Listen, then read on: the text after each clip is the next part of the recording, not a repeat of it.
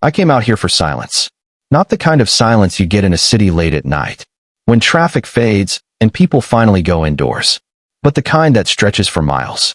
The kind where the horizon feels endless, where the sky looks bigger than it should, where time slows down just enough for you to notice things you usually ignore. Out here, the wind doesn't just pass by. You hear it. You feel it. Sometimes it whistles through the trees. Sometimes it drags across the open land like a slow breath. And when it stops, there's nothing. No cars. No voices. No distant noise. Just stillness. The kind of stillness that makes you aware of your own thoughts. That's why I bought the land. Not for investment. Not for status. Not even for comfort. I bought it for control. Real control. The kind that doesn't come with conditions written in small print. No neighbors too close. No one watching what you do. No one telling you what you can build, or how high your fence can be, or what color your walls should be. And most importantly, no HOA. That part mattered more than anything, because I've seen what happens when people give that kind of control away. It starts small. A rule here, a fee there, something that seems harmless, reasonable even, until one day, you realize you don't actually own what you thought you did. So before I signed anything, I checked everything, every document, every clause, every line that could possibly tie me to something I didn't agree to. I didn't rush it, didn't skim it. I went through it the same way I handle things at work. Slow, precise, and thorough. Because where I come from, control always comes with a price. And I've spent enough time seeing what that price looks like when people don't read the fine print. I wasn't about to make that mistake. The house itself wasn't anything special. At least, not to anyone else. It wasn't huge. Didn't stand out. Didn't try to impress anyone. But it didn't need to. It was solid. Built with intention. Every wall, every beam, every corner had a purpose. It was private. Tucked just far enough away from everything to feel isolated.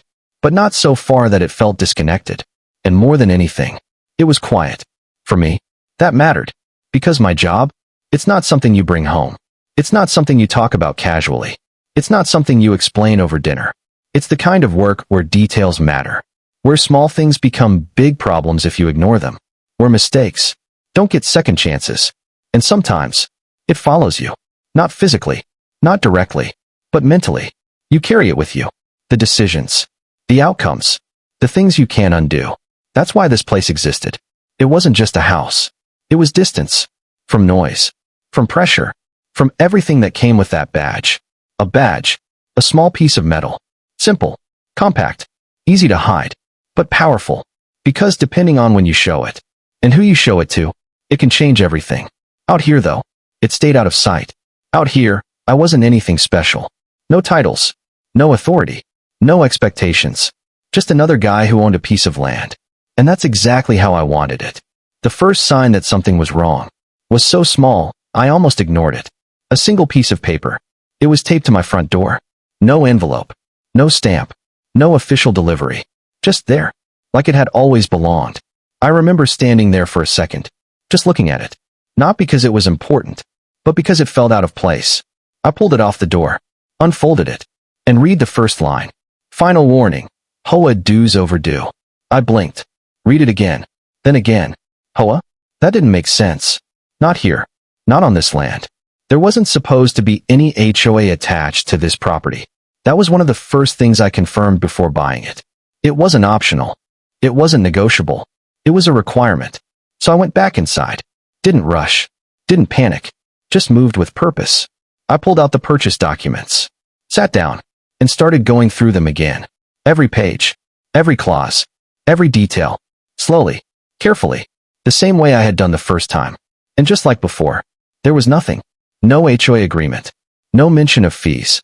No governing body. No restrictions tied to ownership. Which meant one thing. That notice was wrong. At that moment, I had a choice. I could have called immediately, pushed back, demanded answers. But I didn't. Instead, I brushed it off. Not because I didn't care, but because it didn't make sense. And when something doesn't make sense, sometimes the simplest explanation is the right one. Maybe they had the wrong address. Maybe someone mixed up the property lines. Maybe it was meant for someone else entirely. Things like that happen. Systems fail. People make mistakes. Or at least, that's what I told myself. So I let it go, put the paper aside, and went back to my routine. A week passed. Quiet. Normal. Uneventful. The kind of week where nothing stands out. Nothing feels off. Nothing demands your attention. Until it does. The second notice came without warning. This time, it wasn't taped. It was nailed.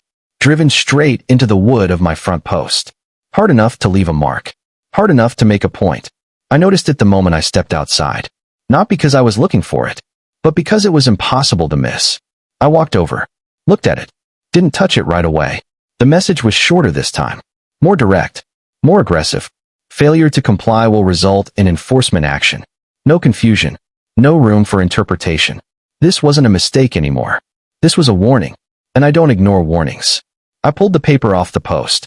Looked at the number printed at the bottom. And called it. It rang twice. Then someone picked up. A woman. Her voice was calm. Controlled. Professional. But there was something underneath it. Something subtle. Something you only notice if you've heard it before. It wasn't curiosity. It wasn't concern. It was certainty. Like she already knew how the conversation would go. Before it even started. I gave her my name. My property details. And said it clearly. There's been a mistake. My property isn't part of any HOA. There was a pause. Short. Measured. Then she replied. Sir, according to our records, your property falls under our jurisdiction. No hesitation. No uncertainty. Just confidence. I corrected her. Told her I had the documents right in front of me. That I owned the land outright. That there was no HOA involved. Another pause. Then, you are currently non-compliant. Please resolve your outstanding dues. Same tone. Same control. Same script. No explanation. No discussion. No interest in verifying anything. And then, she hung up. I lowered the phone slowly. Stood there for a second. Thinking. That's when it clicked. This wasn't confusion. This was intentional. And once something becomes intentional, it becomes a problem. That night, I didn't relax. Didn't turn on the TV. Didn't distract myself. Instead, I started digging. County records. Property maps. Boundary lines. Zoning details. Everything I could access. Everything I could verify. Everything that could prove what I already knew. Piece by piece. The picture started to form. And what I found was subtle, but important. The HOA boundary stopped just short of my land. Not overlapping. Not touching. Just close. Too close to be coincidence. And then I found something else. A request. Filed months ago. An attempt to expand their boundary.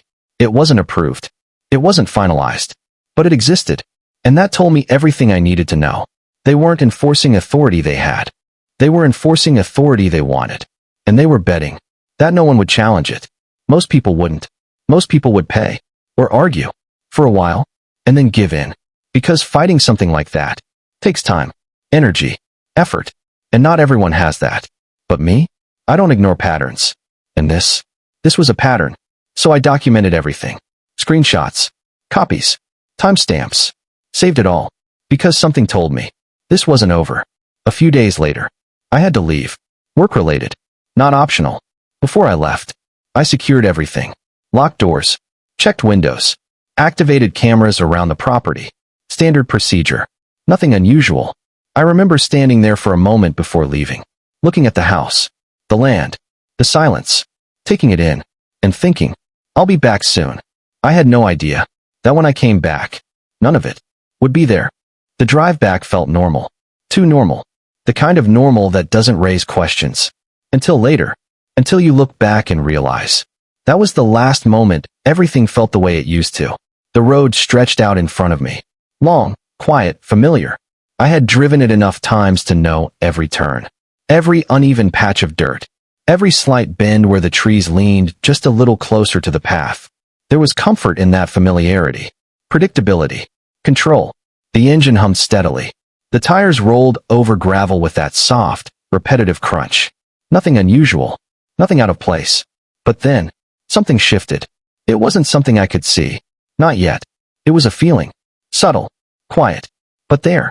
The kind of feeling you don't ignore. Especially when you've learned to trust it. I slowed down slightly. Not enough for anyone else to notice. But enough to give myself time to process it. As I turned onto the final stretch. The dirt road that led directly to my property. That feeling got stronger. Something was wrong. I scanned the area instinctively. Tree line. Fencing. Ground. Sky. Everything looked the same. And yet, it didn't feel the same. Then I got closer, and that's when I saw it. Or more accurately, that's when I realized what I wasn't seeing. The house was gone. For a second, maybe longer. My brain didn't accept it. It tried to fill in the gap, to reconstruct the image from memory, to place the house back where it belonged. Because that's what the mind does. It protects you from shock.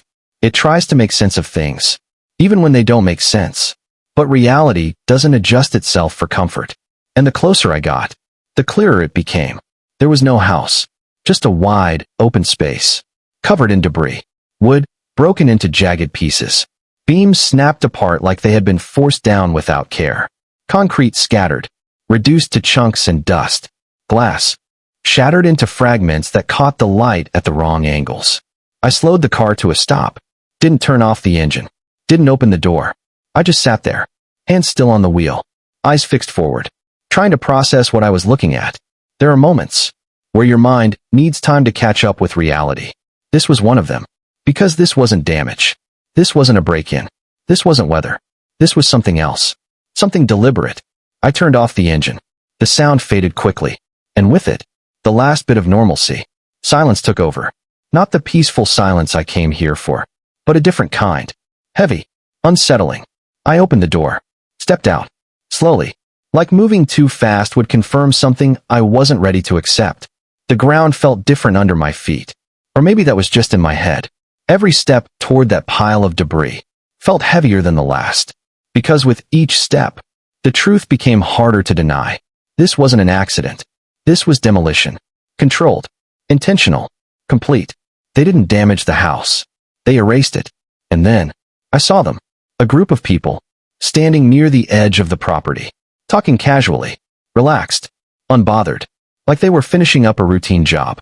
Not like they had just destroyed someone's home.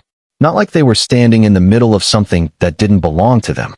They noticed me, but there was no panic, no confusion, no urgency. They didn't look surprised. And that told me everything. They expected me, not at this exact moment, but eventually. They knew I would come back, and they were ready for that. I walked toward them. No hesitation, no visible emotion, just focus. Because in situations like this, emotion doesn't help. Clarity does. What happened here? My voice was steady, controlled. One of them stepped forward. He carried himself like someone in charge. Confident. Too confident. Property was in violation, he said. Enforcement action was taken. His tone was flat. Professional. Like he had said those exact words before. I looked at him. Didn't respond immediately. Let the silence stretch. Then I asked, "You demolished my house?" He nodded. No hesitation. No discomfort. Just confirmation. Unpaid HOA dues. And just like that, he reduced everything in front of me, everything that used to be mine, to a single line item. That's when something inside me changed. Not anger, not rage, just stillness. Because that level of confidence, that level of certainty, only comes from people who believe they're protected. You had no authority to do this, I said. He shifted slightly. Not enough for most people to notice, but enough. Our records say otherwise. Records. That word again. It kept coming back, like it was supposed to justify everything. Did you verify ownership? I asked. A pause. Small, but noticeable. Just enough time to think. Our documentation is accurate. That wasn't an answer. That was avoidance. And in that moment, everything became clear. They didn't verify anything. They didn't check. They didn't confirm. They assumed. And assumptions can be very expensive. I didn't argue. Didn't raise my voice. Instead, I turned around, walked back to my car, opened the door, and reached inside. The tablet was exactly where I left it. Because unlike them, I prepare for things. I powered it on, accessed the camera system, scrolled through the timeline. Hours of nothing. Empty land. Stillness. Silence. Then, movement. I slowed it down. Watched carefully. Trucks entered the frame. Large. Heavy. Purposeful. Then more. Equipment. Machinery. The kind you don't bring unless you plan to tear something down. Workers followed. Moving with coordination. Not confusion. Not hesitation. They knew exactly what they were there to do. And then, them. The same people standing in front of me now. Walking across my property. Pointing. Directing. Supervising. There was no urgency. No doubt. No second guessing. This wasn't a rushed decision. This was planned. At one point, they stopped. stood near the house, and laughed. That moment stayed with me, because it meant something important. This wasn't just enforcement. This was confidence. Confidence that nothing would happen to them. Confidence that no one would stop them. Confidence that they were untouchable. I closed the tablet, walked back toward them, slowly, deliberately, tablet still in my hand. Do you have a court order? I asked. Silence. No one answered. Any legal authorization for demolition? Still nothing. Just looks. Shifting weight. Avoiding eye contact. Then the same man spoke again. We operate under HOA authority. That was it. That was the line. The moment where assumption crossed into consequence. I looked at him for a second longer, then reached into my jacket. Slowly, deliberately. No sudden movements. No dramatic gestures. Just controlled motion. I pulled it out. Held it up. My badge. I didn't say anything. Didn't need to. Because the reaction said everything. The shift was immediate. Like the ground beneath them had just changed. Conversations stopped. Expressions changed. Confidence disappeared. And for the first time since I arrived, they realized they had made a mistake. A very big one. And everything was about to change. The shift was immediate. You could feel it. Not just in the air, but in the way everything stopped. The same people who had been confident just minutes ago. The same ones giving orders, making decisions, acting like they owned the ground beneath them, were now completely silent. No one spoke. No one moved. Even the workers, the ones operating machinery just moments earlier, had stopped. Engines idled. Tools hung still in their hands. Like something invisible had just pressed pause on the entire scene.